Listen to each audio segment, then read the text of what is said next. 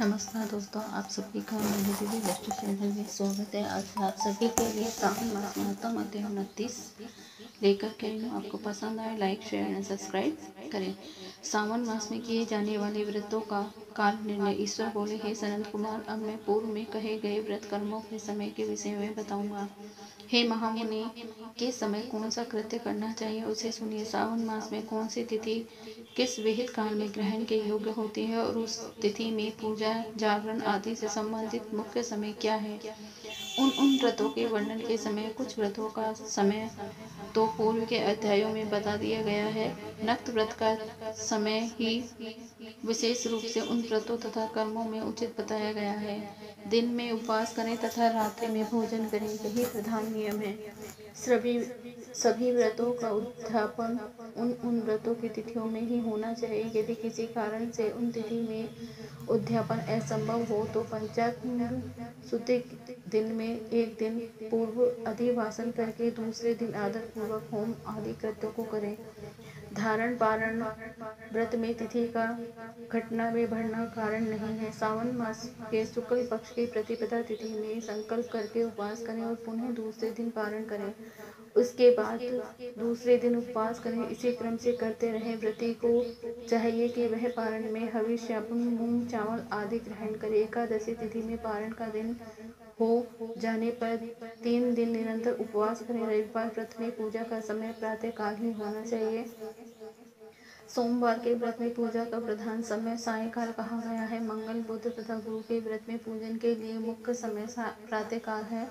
शुक्रवार के व्रत में पूजन उषा काल से लेकर के सूर्योदय के पूर्व तक हो जाना चाहिए तथा रात्रि में जागरण करना चाहिए। शनिवार के दिन व्रत में नरसिंह का पूजन सायंकाल में करें। शनि के व्रत में शनि के दान के लिए मध्याह्न मुख्य समय कहा गया है। हनुमान जी के पूजन का समय मध्याह्न। अश्वत्थ का पूजन प्रातः काल करना चाहिए। हे वर्ष रोटक नामक व्रत में यदि सोमवार युक्त प्रतिपदा तिथि हो तो यह प्रतिपदा 3 मुहूर्त से कुछ अधिक होनी चाहिए, अन्यथा पूर्वयोगिनी प्रतिपदा ग्रहण करनी चाहिए। औदुम्बरी द्वितीया सायंकाल व्यापिनी ही मानी गई है। यदि दोनों तिथियों में पूर्व वेद हो तो तृतीया संयुक्त द्वितीया ग्रहण करनी चाहिए। स्वर्ण गौरी नामक व्रत की तृतीया तिथि चतुर्थी युक्त होनी चाहिए। गणपति व्रत के लिए तृतीया विद्या चतुर्थी तिथि प्रशस्त होती है।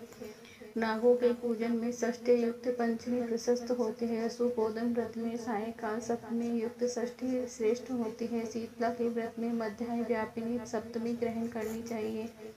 देवी के पवित्र आरोपण व्रत में रात्रि व्यापिनी ही अष्टमी तिथि ग्रहण करनी चाहिए। नत व्यापिनी कुमारी नवमी प्रशस्त मानी जाती है। इसी प्रकार आशा नामक 12वीं तिथि है, वह भी नत व्यापिनी होनी चाहिए। विष्ट एकादशी का त्याग करना चाहिए। हे मुने, उसमें वेद के विषय में सुनिए। एकादशी व्रत के लिए अरुणोदय में 10वीं का वेद वैष्णवों के लिए तथा सूर्योदय में 10वीं का वेद स्मार्तों के लिए नित्य होता है। रात्रि के अंतिम पहर का आधा भाग अरुणोदय होता है। इसी तिथि से जो द्वादशी हो वह पवित्र रोपण में ग्रह है। कामदेव के व्रत में त्रयोदशी तिथि रात्रि व्यापिनी होनी चाहिए। उसमें भी द्वितीया याम व्यापिनी त्रयोदशी हो तो वह अति प्रशस्त होती है। शिव जी के पवित्र आरोपण व्रत में रात्रि व्यापिनी चतुर्दशी होनी चाहिए। उसमें भी जो चतुर्दशी अर्धरात्रि व्यापिनी होती है वह अति श्रेष्ठ होती है। उपकर्म तथा उत्सर्जन कृत्य के लिए पूर्णिमा तिथि अथवा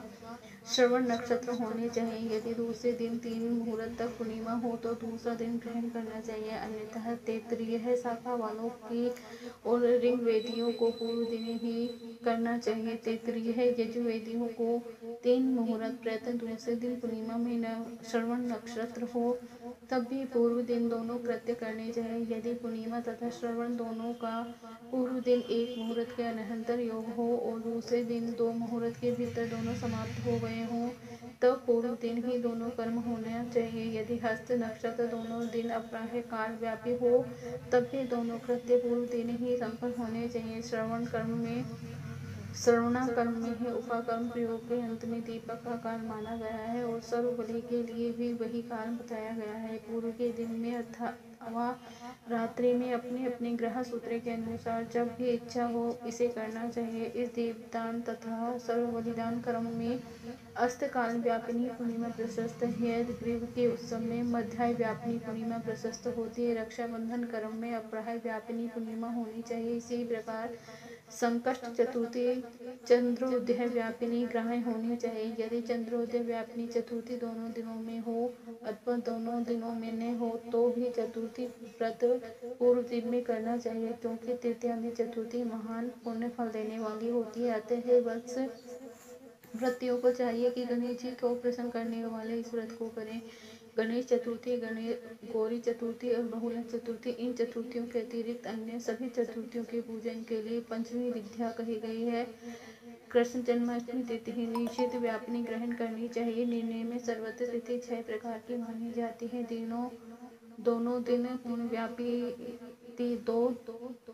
दोनों दिन केवल अव्याप्ति 3 अंश में, दोनों दिन समव्याप्ति 4 अंश में, दोनों दिन व्याप्ति विषम व्याप्ति 5 पूर्व दिन संपूर्ण व्याप्ति और दूसरे दिन केवल आंशिक व्याप्ति, पूर्व दिन आंशिक व्याप्ति और 6 दूसरे दिन अव्याप्ति है। इन पक्षों में तीनों पक्षों में जिस प्रकार संदेह नहीं है उसे अब सुनिए। विषम व्याप्ति में अंश व्याप्ति से अधिक व्याप्ति उत्तम होती है। एक दिन तिथि पूर्णा है, वही तिथि दूसरे दिन अपूर्णा कही जाती है। अव्याप्ति तथा अंश व्याप्ति, इसमें अंश व्याप्ति उत्तम होती है और जब अंश व्याप्ति पूर्ण हो तथा जब अंश से सम हो वहाँ संदेह होता है और उसके निर्णय में भेद होता है। कहीं युग्म वाक्य में वार्ण्य नक्षत्र के योग से, कहीं प्रधानदेय योग से और कहीं पारणा योग से जन्माष्टमी व्रत में संदेह होने पर तीनों पक्षों में पराग्रह होती है। यदि अष्टमी तिथि पहर के भीतर ही समाप्त हुई हो तो अष्टमी के अंत में पारण हो जाना चाहिए। उसके बाद यदि अष्टमी उषा काल में समाप्त होती हो तो पारण उसी समय करना चाहिए। पिठोर नामक व्रत में मध्याह्न व्यापिनी अमावस्या शुभ होती है और वृषभों के पूजन में सायकाल व्यापिनी अमावस्या शुभ होती है। कुसुम को संचय में संगम काल यह दिन के 5 भागों में से दूसरा भाग होता है। व्यापिनी अमावस्या शुभ कही गई है। सूर्य के कर्क संक्रमण में 30 घड़ी पूर्व का काल पुण्य में मानते हैं। अगस्त्य के अर्घ्य का काल जो तो व्रत वर्णन में ही कह दिया गया है। हे वत्स, मैंने आपसे यह कर्मों के काल का निर्णय कह दिया। जो मनुष्य इस अध्याय को सुनता है अथवा इस पाठ को करता है वह सावन मास में किए गए सभी व्रतों का फल प्राप्त करता है। इस प्रकार से स्कंद पुराण के अंतर्गत ईश्वर संत कुमार संवाद में सावन मास महात्म्य में व्रत निर्णय काल निर्णय कथन नामक 19वां अध्याय पूर्ण। श्री शिवाय नमस्तुभ्यं, श्री शिवाय नमस्तुभ्यं, श्री शिवाय नमस्तुभ्यं।